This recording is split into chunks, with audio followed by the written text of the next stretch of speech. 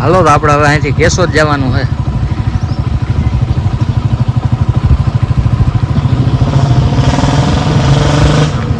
અહીંથી જ જવા હે આપણા કાચો રસ્તો લઈ લઈ કેશોદ જઈ. હાલ આપણે આવ્યા ત્યાંથી જતો તો ફેરો પડે કંઈક 15 કિલોમીટરનો ફેરો પડે એમાં તો. પછી વાં જ આપણે એક દુકાને સોડા બોડા પીધી ને એ ભાઈને પૂછ્યું મને કે ભાઈ અહીંથી વૈયા જ આવી ગયા કે છે કાચો રસ્તો ભાઈ કે તમારા જાજા કિલોમીટર એ કે બચી જાય. મેં કીધું હાલો તો આપણે કાચો રસ્તો લઈ લઈએ બીજું હોય શું. આ થોડો કાચો રસ્તો છે આ કાપી લઉં ને એટલે આપણે ડાયરેક્ટ પાછા હાઈવે ઉપર ચડી જાઉં. ઓલો ફેરો પડે એમ હતો મેં કોઈ એ જાઉં એને કરતાં કિલોમીટર બચે વહેલાય પૂકી જાય. પેટ્રોલ બચે ટાઈમ બચે બધું બચે. એટલે મેં કહું હાલો આપણે કાચો રસ્તો લઈ લે ગામડામાંથી વાડીનો જ રસ્તો છે. મેં કહું હાલો શોર્ટકટ તો થાય ફેરો તો થાય નહીં. જો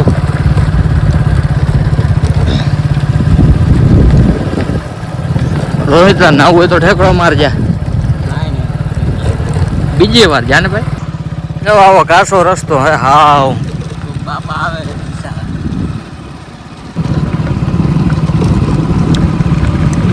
રામ રામ બાપા. ગામડાની મજા જ અલગ છો. ઓળખતા ના હોય તો તમે ખાલી કહો ને રામ રામ એટલે આમાં જવાબ આવે જ એમ. આ બાજુ જો ખેતર હાવ ખાલી પડ્યા આ વખતે કાંઈ વાવ્યું નથી. રોજ આમ ખેતરમાં ઉતરી ગયું હોય તો કાંઈ નહીં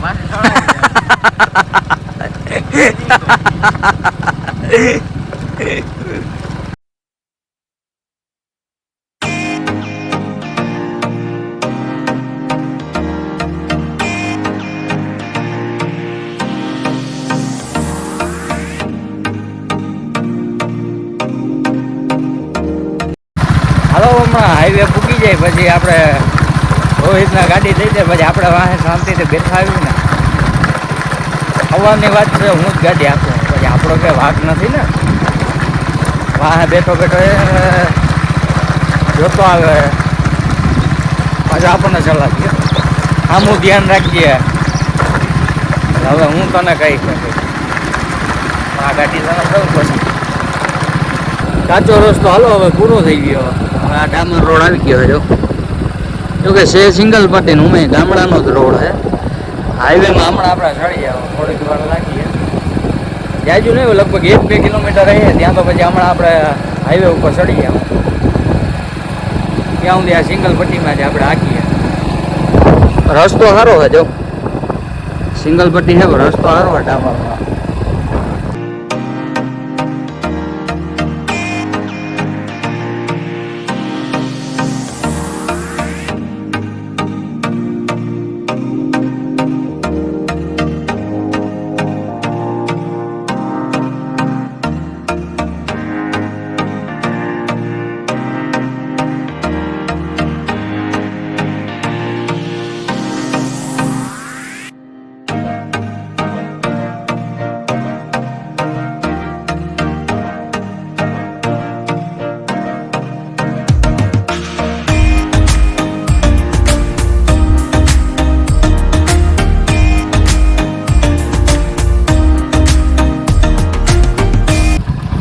જો રોહિતના દોસ્તારો મળી ગયા.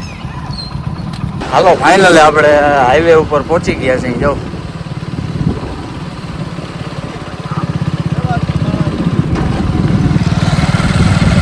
મેન હાઈવે આવી ગયો આપણો કેશોદ હાઈવે. હાલો આપણે કેશોદ પહોંચવા આવ્યા.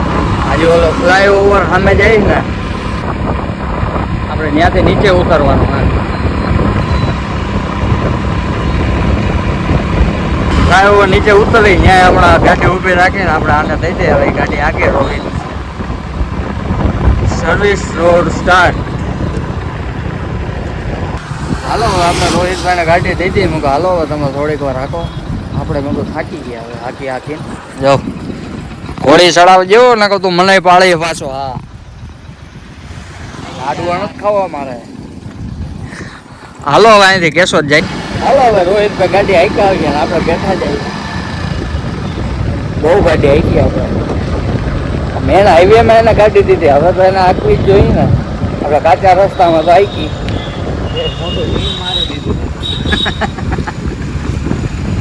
તો આ સીધો રસ્તો જાય સોમનાથ. આપણે અહીંથી ફરી ગયા ડાબી સાઈડ, આપણે જાય કેશોદ.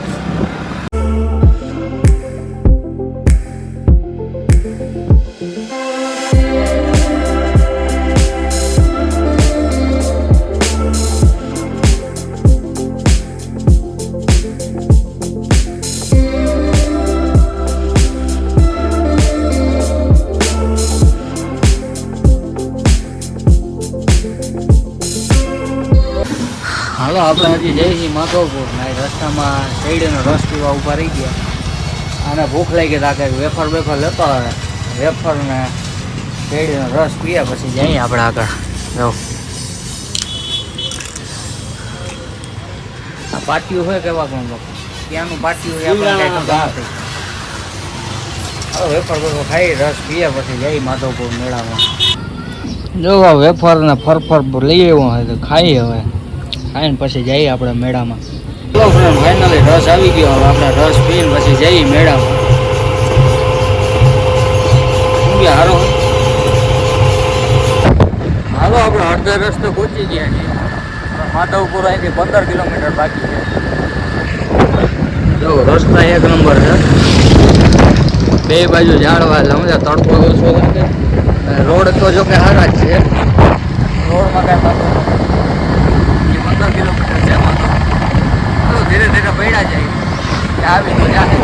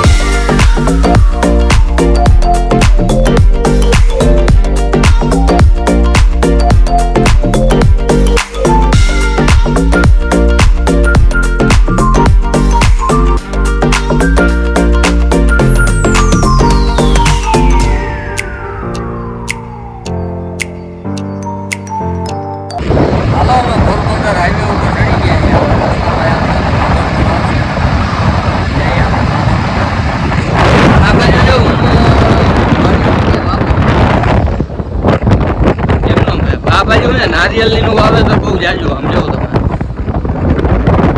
આ ખેતરોમાં બીજું કઈ વાવવા છે નહીં. નારિયેળ જ્યાં જોઉં ત્યાં ખેતરોમાં તમને નારિયેળી તો દેખાય જ. ચાલો આપણે પ્રોપર માધવપુર પહોંચી ગયા છીએ. જો માધવપુર મેળો 2024 ચકડો ને બધું આ બાજુ હોય એવું તો ભાઈ. હવે આ બાજુ દરિયો આવી ગયો. હાલો આપણે દરિયા થોડોક આંટો મારતા આવી પછી જઈ મેળામાં આંટો મારવા. મારા હાટું જો ટ્રોફી પડી છે એ મને જ આપવાની છે. તો પહેલી વાર આવ્યો ને. જો આપણે પહોંચી ગયા હો માધવપુર બીચે. જો અહીંયા કંઈક આ ફેસ્ટિવલ છે એનું હે. દરિયામાં નાવાની ઈચ્છા થાય તો હે, કપડા લઈ આવ્યા નથી, નકરતા વરી નાથ. હાલો અમે માધવપુર બીચે પહોંચી ગયા છીએ. ગાડી છે આ બાજુ. જો નાની નાની ખાણીપીણીની સ્ટોલો છે. આ જો લે નાની ગાડીઓ ફેરવી હોય તો જો લે નાની જીપ ને બધું બેડું. ઊંટાઈ છે. રોજ ઊંટમાં બેહવું બેહવું જ બેહાડવો ઊંટમાં. હા હા એ દરિયો જો ભોગવાના મારે. અહીંયા જો રેતીના ઢગલા ભેગા કર્યા ને અમને હું રોહિત જ વિચારતા હતા. મેં કહું આ શું હોય છે? આ જે રેતી શિલ્પ મહોત્સવ છે. આ રેતીમાંથી શિલ્પ બનાવે એનો કંઈક મહોત્સવ છે. જો દરિયો જો તમે, હા હા.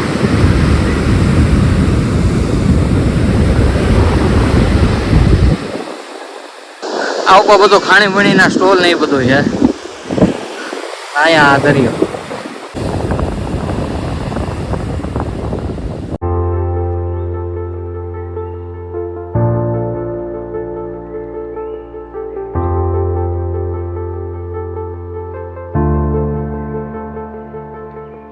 હાલો દરિયામાં ફોટા ફોટા પાડી લીધા છે. આ ભાઈને અમારે રીલ નથી ખૂટતી. જો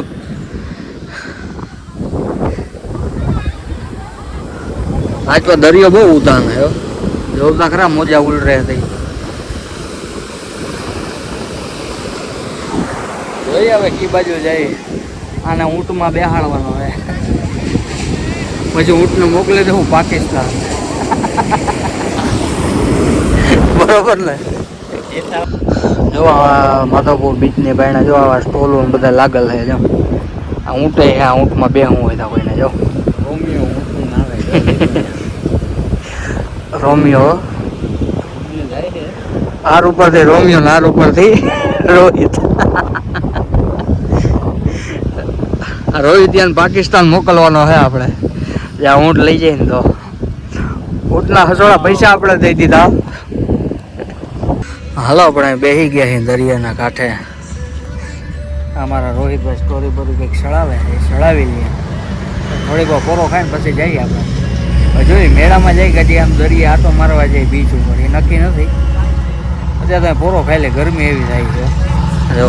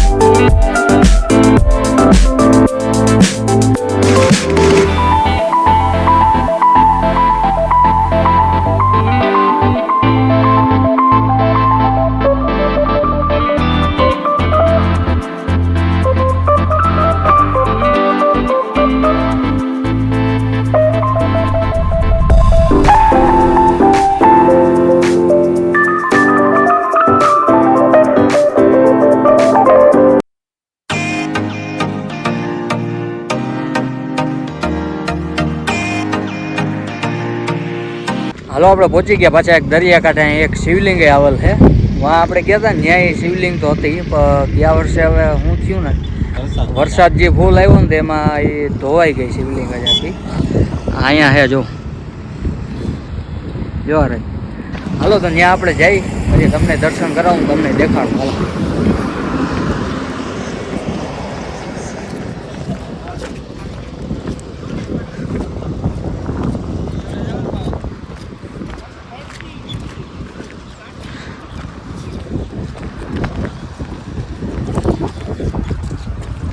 ઓમ સિદ્ધેશ્વર મહાદેવ.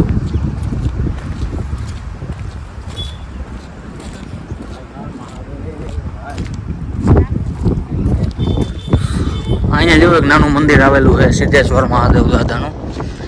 અમે હાઈવે જઈ માધવપુર વાળો પોરબંદરજી જાય ને અને રસ્તામાં જ આવેલ છે. જો આ સિદ્ધેશ્વર મહાદેવ. જો આ બાજુમાં આવેલ છે સિદ્ધેશ્વર મહાદેવ દાદાનું મંદિર. હાલો આપણે દર્શન કરતા આવીને તમને દર્શન કરાવું.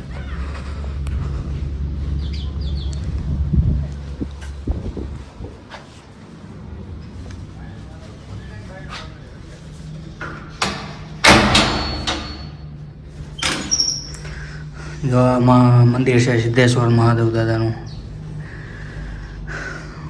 દરિયાની કાંઠે જ આવેલું હોય.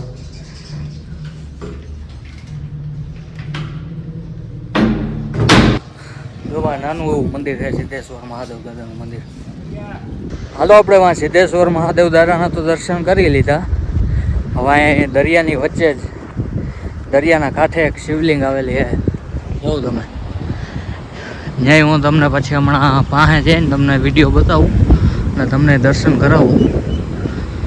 જો આ મેન હાઈવે જ જાય, જો ઓલે ગાડીઓ જાય પોરબંદર માધવપુર મેન હાઈવે, ત્યાં રસ્તામાં જ આવેલી છે આ શિવલિંગ. લોકેશન એક નંબર છે ભાઈ, કાંઈ ઘટે જ નહીં. રોજિયા ખાડા જેવી ઓલી ભરી છે એમાં. જો વારે આ શિવલિંગ, જે હું તમને શિવલિંગનું કહેતો હતો ને, જોવા એના દરિયાની કાંઠે જ છે. મસ્ત છે પણ જો આટલો પવન આવે છે, મજા જ આવે. અહીં શાંતિથી બેસી ગયા હોય ને, છાંયો પકડીને આકોડો હાવ ઉતરી જાય. ઓલી બાજુ દરિયો તો છે પણ તડકો એવો પડે ને જવાની હિંમત નથી થતી. નકર તો આપણે જ્યાં હમણાં એ બાજુ જો